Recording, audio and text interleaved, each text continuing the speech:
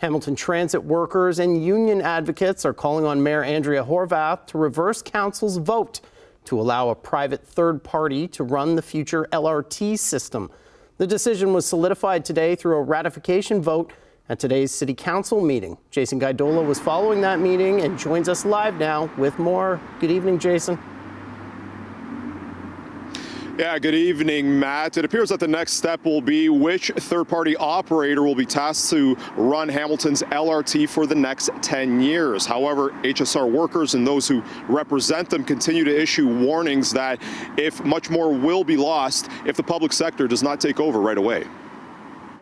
The same thing for an electric vehicle. It would be a compulsion system, which is activated with power on, power off.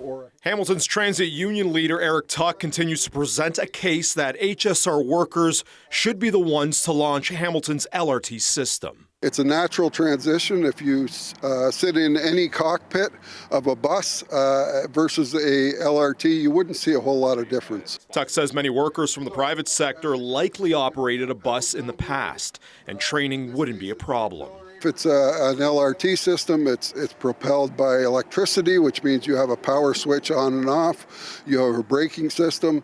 You have no steering system because it is on rails. The transit union says theoretically it would only take roughly 4 to 6 weeks to transition an HSR operator to a light rail system. However, the city of Hamilton will have to wait 10 years from its launch date before fully taking control of the rail cars. Last week, councillors voted in favor to allow a third party to operate and maintain the rail system for a decade and then transition public workers 5 years in. But union reps and advocates are calling on Hamilton Mayor Andrea Horwath to take action. We know that all of us were involved in supporting her to get her into this role. And so we're calling on her to do the right thing. And if that means that she needs to use her strong mayor powers, we understand that she has that ability to do that. Mayor Andrea Horwath tells CHCH News a publicly owned and operated LRT system is something I've always believed and fought for. As mayor, I firmly believe that this two-step approach will enshrine the HSR as the operator of the Hamilton LRT for the next 150 years and beyond. The national president for the Amalgamated Transit Union, John Danino, questions the private sector's ability to provide a reliable and affordable service. We're talking about the weight loads on the vehicle. We're talking about driver capacities. We're talking about ergonomic development of driver compartment areas, a vast variety of things. Why do we need to go back in 10 years, if that's even an option, and then retrain everybody?